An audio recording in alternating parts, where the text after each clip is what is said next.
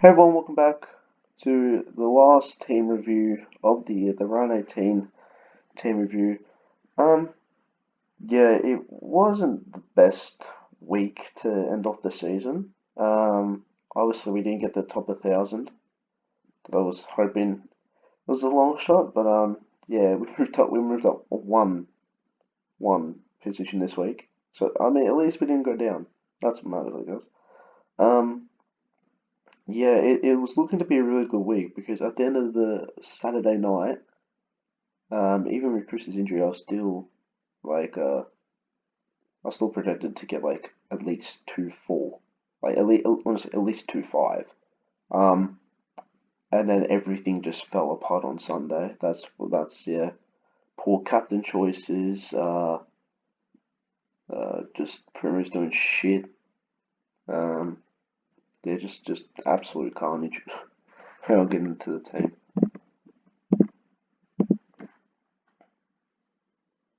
Hmm. Yeah, so see, and I mean, this looked like a good. He's done it, I think, 2, 3 weeks in a row. He's been at about 80 at half time and then just stops. I don't know. But yeah, it seemed like he was on yeah, he was on 80 at like half time. It looked like the VC was going to work on him. I really wish it did. Um, yeah, it really looked like it worked, and then he just didn't do anything. Yeah, so um, I think it was the sort of same thing with Laird. I think he was on 70s at half time. And then just didn't do anything. I don't know. Nevertheless, he gets hundreds. That's fine. Yeah, Luke Ryan has really paid off in the end. Got the 121. That was good. Yeah, Tom Stewart. I think I'm definitely going to try to start him next year. He's been really good. Um, I can't say the same for this man with Ridley because he gets 100 1 week and then 50 or 60 the next. So I don't think he's ready. I think he's more of an upgrade option. Um, yeah, BJ got 50. Yeah, he filled in for Doherty. That's his high score of the year. So, yeah. Um, I went Bontempelli captain, which was a very bad decision in the end, which ultimately cost me the week, I guess. Um, yeah, if you're wondering why I didn't VC Neil or Captain Neil, he was going against Carlton, so my man thought he was going to get tagged by Ed Kerner, so he was going to do crap. So it's good to get like a Ryan Clark week, and yeah, he just didn't do anything. I mean, no, yeah, Ed Kerner didn't do anything on Neil. He didn't tag him or anything, so Neil went off, missed opportunity. Um, yeah, so I stuck it on Bond, thinking. I mean, it was a really good start. I think 2, 3 minutes in the fourth quarter, he was on like 40s, and then and then by 3 quarter time, he was on 70. Like he didn't do anything. At least he got the ton, I guess. Yeah, Jack Steele has been really good since we got him in. He honestly might be a star next year. Depends on the price. Depends on his price. I don't think we're going to start Bontempelli. He's more of an upgrade option. Because he'll get tagged a lot throughout the year. Hopefully, it's like this year where he gets all the taggers out the way within the first 5, 6 rounds, and then you get him in. Yeah, Jack McRae. He's had a really crap couple of weeks. I think. Dunkley coming in has really stepped up his scoring because since Dunkley, Liberatore got like 200, so not, I think I'm not sure if McRae's back on the wing, but yeah, he's obviously had a really good spurt here. Yeah, the 130, yeah, all that, and then the 141, and then he's kind of just gone off the rails. Um, as I said, he may be a lock for next season, but I don't know at this point because with the full Bulldogs midfield, it seems like he's not going to get the scoring that we want. So I may go for a cheaper option. Yeah, Whitfield 120. Whitfield's actually been really solid all year. He's a bit inconsistent some weeks, but he's really stepped up last couple of weeks. Same with Fife. He got 120. To be fair, he was on 100 at 3 quarter time, so probably could have got more, but that's fine. This man is probably the most frustrating player I've had in a while. Yeah, let's just say Mitch Duncan. I'm not going near next year. Yeah, he's just. Yeah, he barely touched the ball, and then when he got it, he turned it over. Had about 50 efficiency. Um, he had a good second half. He was on zero quarter time. It was on zero quarter time. It was about 25 at halftime. Hell, even the second half he had 50.9. Like, I mean that's good, but like, yeah, I expected way more. Yeah, Cripps was. I mean, he was going for a stinker, and then he got injured. Um, Definitely not starting Cripps. I'm not starting Cripps. I'm not starting Duncan. Definitely not next year. Um, but here's a man I might actually start next year as a cheaper option. I'm looking at Riley O'Brien. He's done really well for me. Grundy has been a bit off the rails. I know he got the 122, but considering the guy was on 90 at half time, it's a very disappointing score. Um, yeah, I wish he did more. Uh, but yeah, in terms of ruck, it's a Gorn and whoever. It's literally Gorn. That's it. Um, yeah, forward line. Yeah, Petrarca.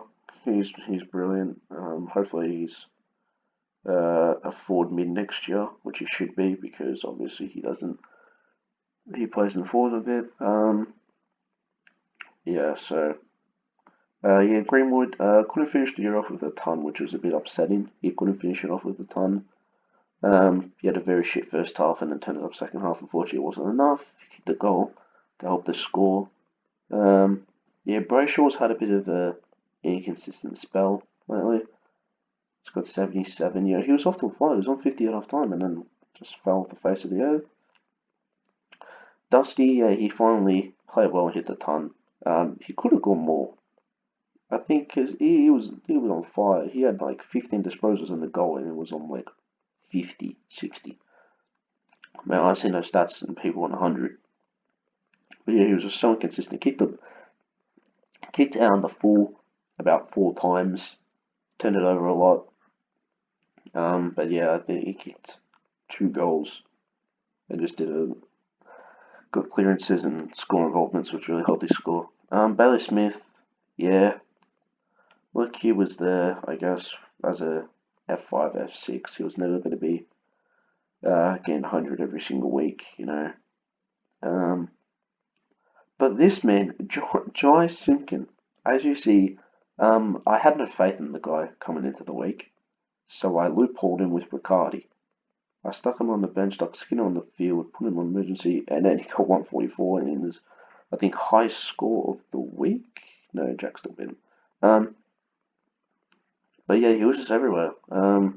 He wasn't even the top scorer for North Melbourne. Jed Anderson, but he got 180, something like that. Yeah, so well done, Alex, for that pick up. But yeah, Jed Anderson.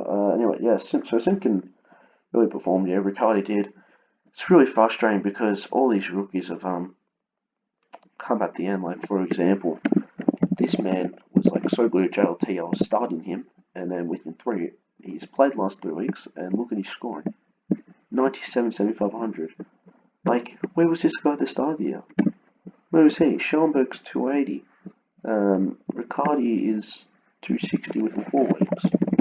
Rivers is now 340k. You know, he came in, he played a few shit games, played 3 shit games, got dropped, and then went out for 6 weeks, comes back, and then pulls out these scores, you know? So, yeah, rookies were very frustrating this year. Yeah, it was very frustrating. Well, that's it. That's the end of the SuperCoach year. Now, was this a successful year? Um, yeah, I would say it is. Compared to where I was last year, I think I was even top 10,000 last year. So to come from that and just be on the edge of top 1,000, yeah, it was really good. Like, I think, having full premium was a good thing. Obviously, need to make sure next year that I have that one extra trade for people like Doherty. I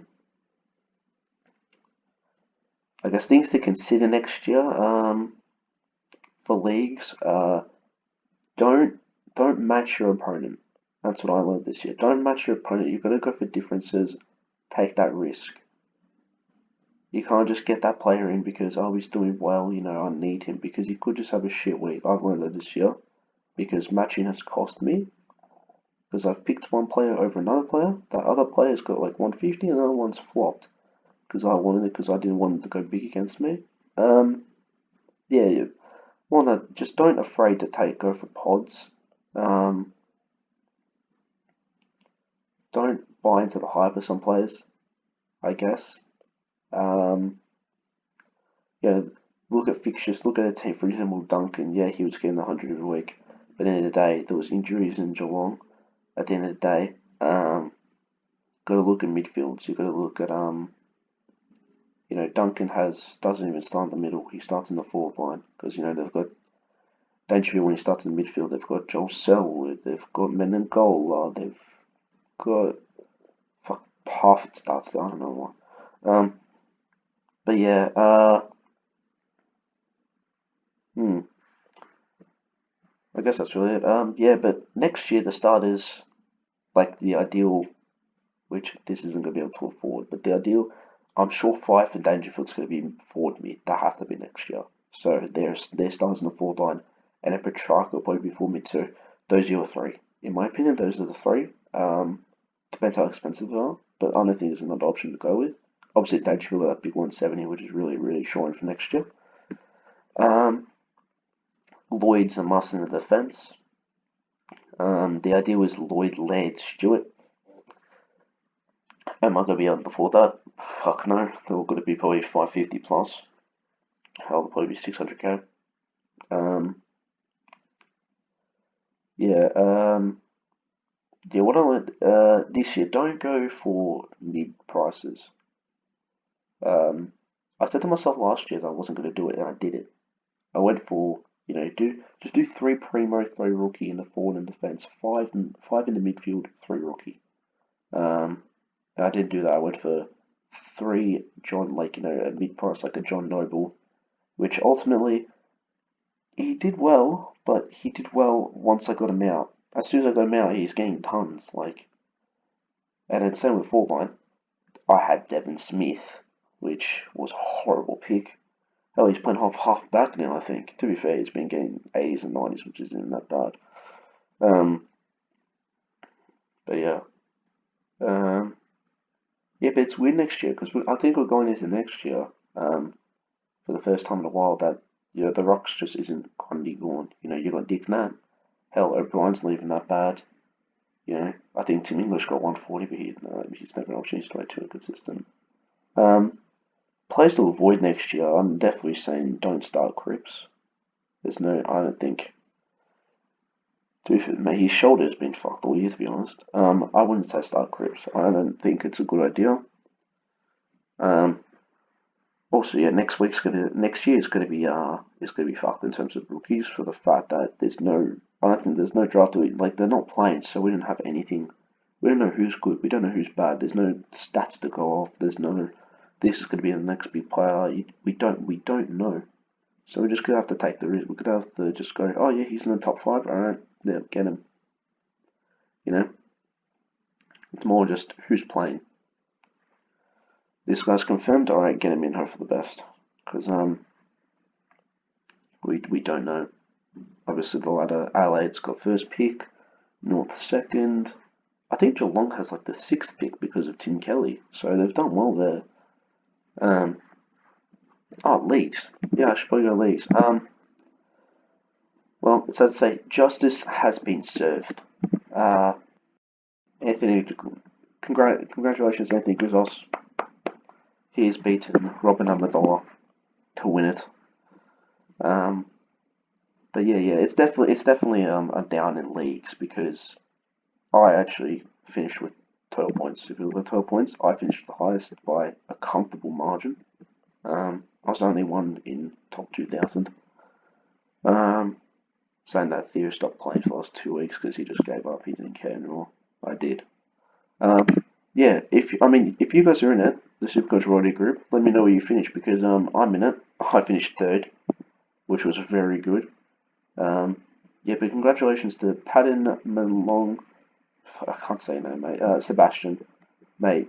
230 rank, same with target time, 754. That's impressive. You guys are very good. Congratulations on winning. Um, yeah, but he won by Sebastian won by about 400 points. So, like, congrats on that. You've done very well. Um, obviously, yeah, you have Theo and Payne, the super coach royalty. You got the royalty there. Grizzles is 19th, and Jake, Alex. And the other one, I will say the irrelevant super coach royalty member. I think heard a few rumors it might terminate the contract, because it's not doing that well. Uh, but yeah, that's Supercoach 2020. Look, I don't know what I'm gonna do for next year. I'm trying to figure out what plans to make. I guess maybe I'll make some videos, pods to get in.